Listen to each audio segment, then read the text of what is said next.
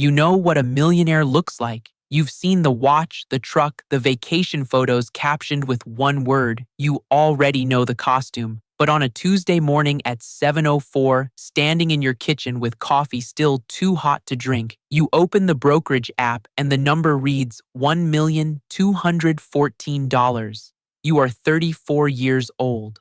Through the window over the sink, you can see your car in the driveway, a gray sedan with a side mirror held together by clear packing tape, and you understand that no one in your life knows what you just read. Not your coworkers, not your family, not your friends. Because people read money by its costume, and your money has never worn one.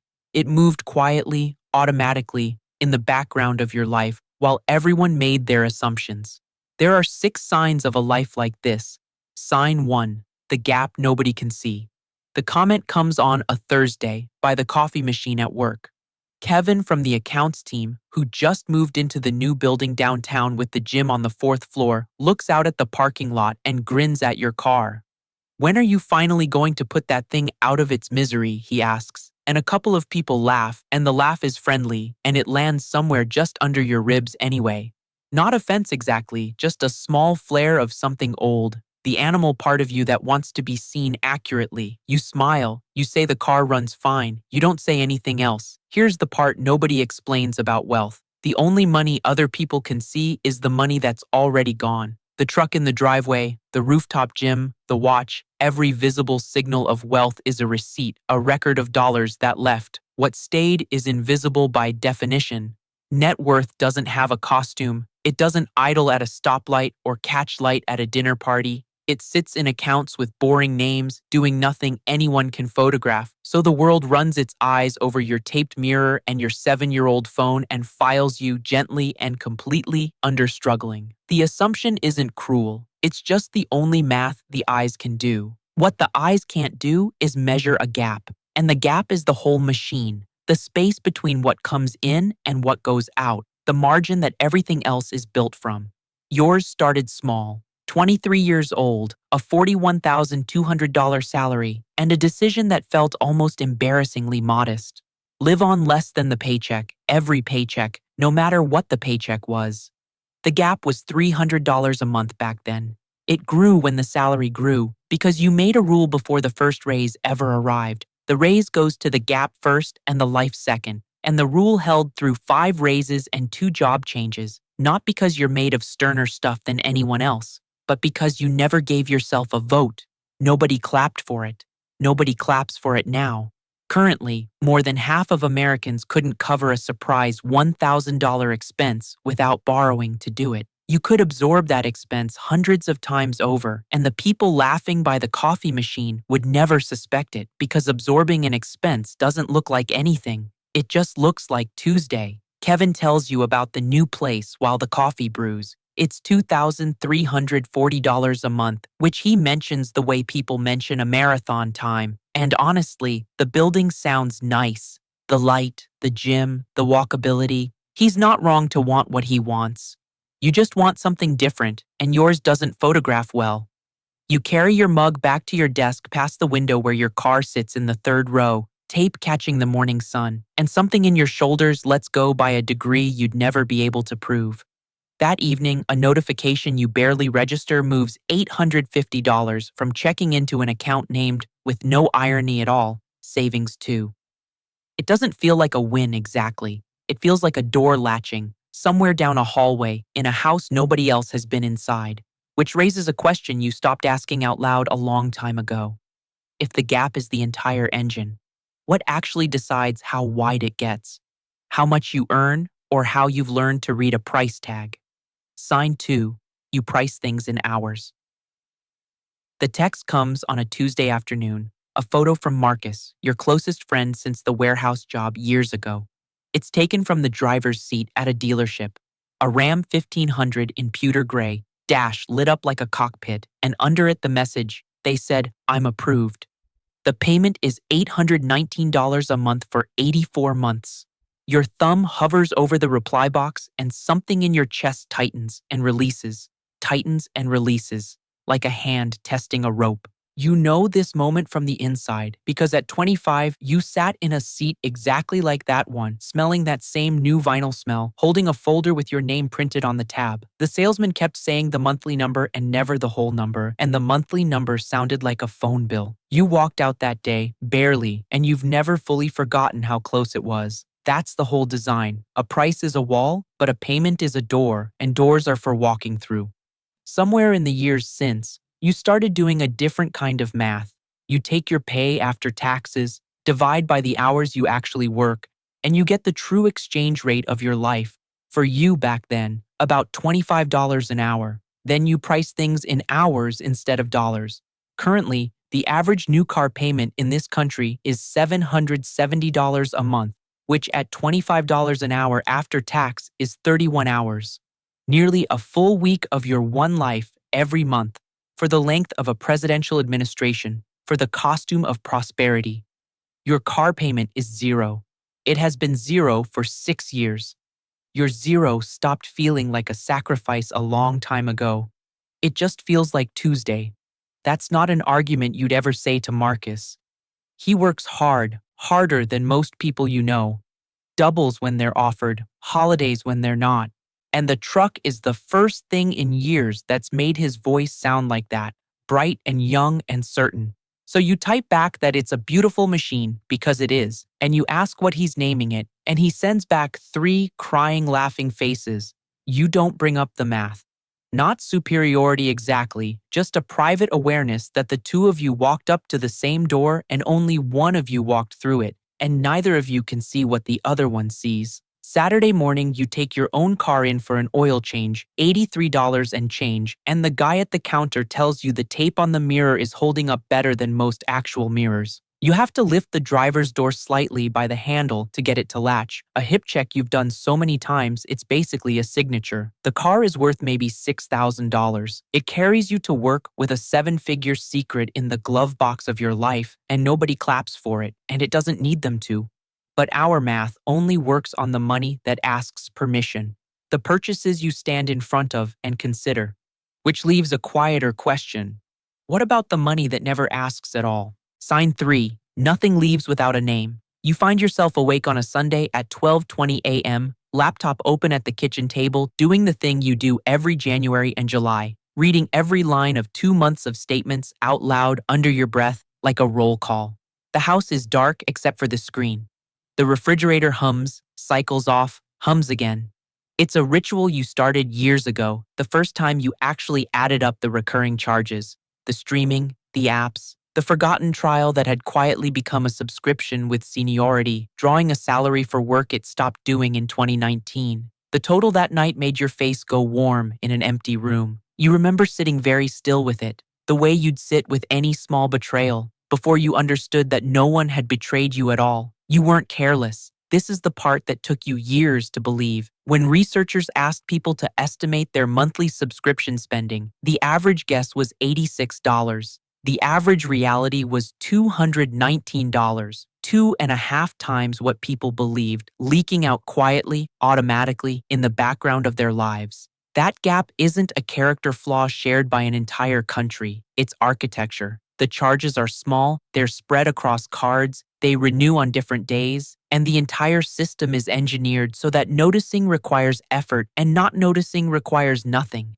You were never foolish. You were swimming in water designed to be invisible. The only thing you did differently was decide once to look.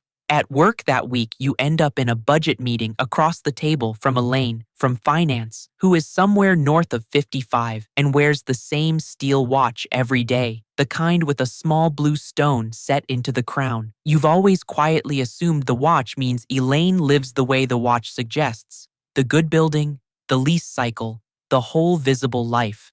At one point, someone jokes about an expense line, and Elaine says, without looking up, "I only buy things I've already bought twice in my head." The room laughs. You don't quite. The sentence lodges somewhere behind your sternum and stays there, like a seed under a floorboard, and you spend a strange few seconds looking at the watch and not being able to read it at all. The audit that Sunday turns up 2 charges to cancel, $31.98 a month between them. A cloud service doubled up with another cloud service, and an app you last opened in a different apartment.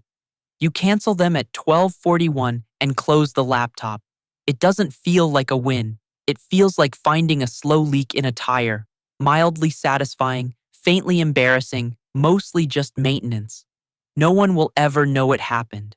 Nothing marks the moment except the small private knowledge that for another 6 months, every dollar leaving your life will do it with your permission, on the record, by name. Still, you know the honest limit of nights like this one. Attention is a tax too, and willpower runs out the way milk does, quietly and always sooner than planned, which raises the question the whole system eventually turns on. What happens on the days you don't look, when you're tired, distracted, human? Who's making the decisions then? Sign 4. The money moves without you. The notification arrives on a Wednesday at 9:02 a.m., the same as every other payday for 11 years, and by the time you see it, everything has already happened. A fixed amount into the retirement account before the paycheck ever touched your hands. A transfer into savings too. A smaller one into the account for the eventual funeral of the gray sedan, whenever that day comes. You didn't decide any of this today. You decided it once, years ago, on an ordinary afternoon, and then you took yourself out of the loop on purpose. Here's the thing nobody explains when they talk about discipline. The people who look the most disciplined are usually the ones who've arranged their lives to need the least of it. Every month you're asked to decide is a month you might decide wrong. Tired, stressed, freshly paid, and feeling rich for a weekend. So you stopped being asked. The transfers fire whether you're paying attention or not, whether you're motivated or not, whether the market is up or down or on fire. The system doesn't have moods. That was always the point. Currently, Americans save about 3 cents of every dollar of take-home pay. Your system quietly takes more than 20, first, before the month even knows the money existed. Nobody claps for this. There is no moment. There has never once been a moment. There's just a Wednesday, and a number that's a little larger than the Wednesday before it, compounding in a room with the lights off.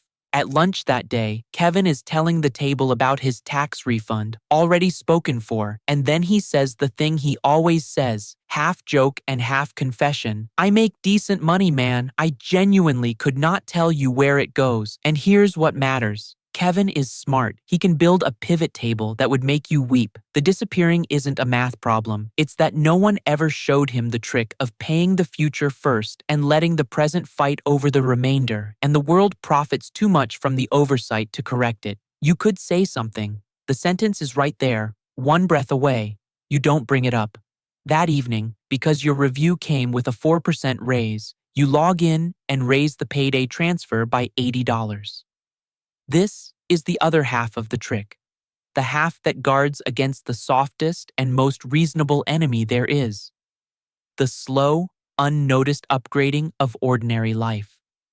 A raise that isn't claimed by the system gets claimed by the grocery cart, the apps, the restaurant tier, never announcing itself, only arriving dressed as a slightly better version of your life, until the new income disappears into the new normal and nothing was ever decided by anyone. So you claim it first. It takes 90 seconds, most of which is the password. This is the entire ceremony of your financial life. No vision board, no charts on the wall, just a slightly bigger number moving quietly, automatically, in the background of your life. It doesn't feel like ambition exactly. It feels like tightening a bolt on something that was already holding. A system like this can look almost silly in good weather. All this structure, and for what? The answer has a date on it. It's already on a calendar somewhere, in a conference room you've never thought twice about, and nobody has told you yet. Sign 5, the floor holds.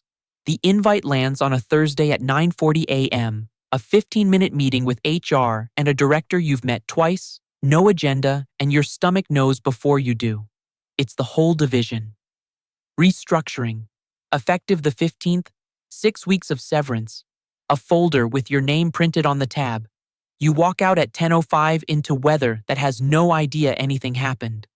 In the parking lot, Marcus is already at his truck, the pewter gray one, sitting sideways in the driver's seat with the door open and his badge still around his neck, doing silent math with his eyes closed.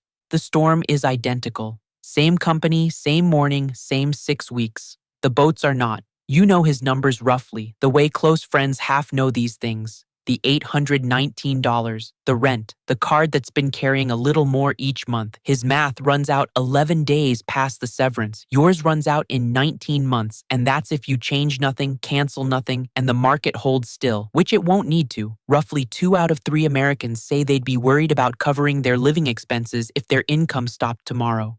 You sit in your car in the same lot, holding the same folder, and what you feel in your chest is not nothing. It's a low hum, like a house settling. But under the hum, there is a floor, and the floor does not move. Marcus looks over and shakes his head. Brutal, he says. You say yeah. You don't say anything else, and the silence isn't distance. It's the closest thing to respect you have on you. Not luck exactly, what separates the two of you. Luck touched you both the same way an hour ago. Here's what a layoff actually tests. Not your resume, not your network, not your nerve, your burn rate. The gap you built in the good years converts on a morning like this one into the only currency that matters, time. Time to be picky, time to negotiate, time to say no to the first desperate offer and yes to the right one. Marcus will take the first thing that clears the truck payment. You know it, and he knows it, and the truck knows it, sitting there in the sun looking like victory. You drive home with the taped mirror flashing in the corner of your eye, make lunch, and update a spreadsheet. Over the next 7 weeks, you take 4 interviews, decline 1 offer that felt wrong, and accept one that pays $9,000 more than the job you lost. Marcus takes the second thing he's offered, a longer commute for a little less money, 8 days after the severance ends, and when he tells you about it, his voice is flat in a way you've never heard from him, the brightness from the dealership photo completely gone. You tell him it's a solid landing, because it is, and because the other true things wouldn't help. There should be a scene here for you, some vindication with a soundtrack. There isn't. It just looks like Tuesday the way the whole thing has always just looked like Tuesday. Weeks like these teach you what the money is for. But there's one lesson left, and it's bigger, and it isn't about what money does. It's about what money is finally supposed to stop doing. That lesson comes for you at 2:17 on a Sunday morning. Sign 6, the absence. The phone is face down on the nightstand, the way it always is, and the buzzing pulls you up from somewhere deep. Your sister's name. Nobody's sister calls at 2:17 to chat. Dad. His chest. An ambulance. A hospital in Tucson. Words like stable and they're running tests. You're standing in the kitchen without remembering the walk there, and the floor is cold, and your hands are doing things. Kettle, no, phone, flights, before your mind has caught up to any of it. There's a 6:10 a.m. flight. It costs $587. You buy it. That's the entire event. You do not check a balance. You do not open a second tab to look at the card. You do not run the almost unconscious calculation that lived in your body for the first 25 years of your life, the reflex flinch of what will this break. The money's whole job, the job you've been quietly assigning it for 11 years, turns out to be this, to be absent, to not exist as a consideration, to leave the room so that you can be, completely and without division, a son. You spend that morning in a waiting room under fluorescent light that makes everyone look like old photographs of themselves, holding your sister's coffee and your own, both of them going cold, and not once, does money enter the room. Roughly 3 in 10 Americans currently owe more on their credit cards than they have saved for an emergency. The version of you that almost leased the car at 25 might have been one of them, taking this same flight on a card, grieving in installments. He isn't here. You are. Dad is okay. A stent, a lecture about salt, a discharge folder. In the hallway, your sister says, "How are you?" Just calm, and you don't have a good answer, so you say something about airport coffee. 2 weeks later, there's an email from Elaine. She heard about the layoff, heard you landed well, and she's retiring at the end of the month. Would you want the 20-minute version of everything she knows? Over coffee, she tells you plainly because she's leaving and has no reason left to be private. Index funds since 1994 maxed every year, 6 months of expenses in cash through 3 crashes, a paid-off house nobody's ever complimented. She watched the 2008 layoffs from the finance side, watched who panicked and who didn't, and understood that the difference had been decided years earlier, invisibly. Then she taps the steel watch with the little blue stone. Bought it for herself at 50 in cash, a fraction of 1 year's dividends. I knew its real price by then, she says. That's the only thing that changed. It was never about not wanting things. She was never the costume. She was the proof, sitting across from you in meetings for 6 years, hiding in plain sight exactly the way you do. And driving home, you catch the taped mirror in the corner of your eye and understand you've been reading it wrong too, the same way Kevin does, the same way you once read Elaine's watch. The tape was never evidence of what you can't afford. You could replace the car this afternoon in cash without the number noticing. The tape is a decision about what gets your hours and what doesn't. It's the watch, inverted, which leaves the one question Elaine didn't answer, maybe because nobody can answer it for you. Once the floor is built, what is the rest of the building for? Tomorrow you'll make the same coffee in the same kitchen and drive the same gray sedan, lifting the door by the handle so it latches, and the world will file you exactly where it's always filed you. Nothing about knowing the number fixes Monday. The inbox still fills. The dishwasher still makes the sound. Money, it turns out, was never going to hand you a different life. It only ever offered to stop taking bites out of this one, quietly, automatically, in the background of your life, and it has kept that promise so completely that some weeks you forget the whole arrangement exists. Some weeks soon, something routine will happen to you. A purchase will almost happen and then won't. And there will be a small pause where the wanting used to be, half a second, barely anything. Notice it. That pause is the entire difference, the whole invisible fortune, the thing nobody at the coffee machine will ever see. Your dad calls on a Tuesday to complain about the salt rules. Your sister sends a photo of him scowling at a plain chicken breast, and you laugh alone in your kitchen, and the number sits in the dark, growing, unphotographed, unannounced, 34 years old, a taped mirror, a secret with compound interest, and somewhere under everything, quiet as a latch, the question you keep almost asking: at what point does the life you're protecting become the life you're actually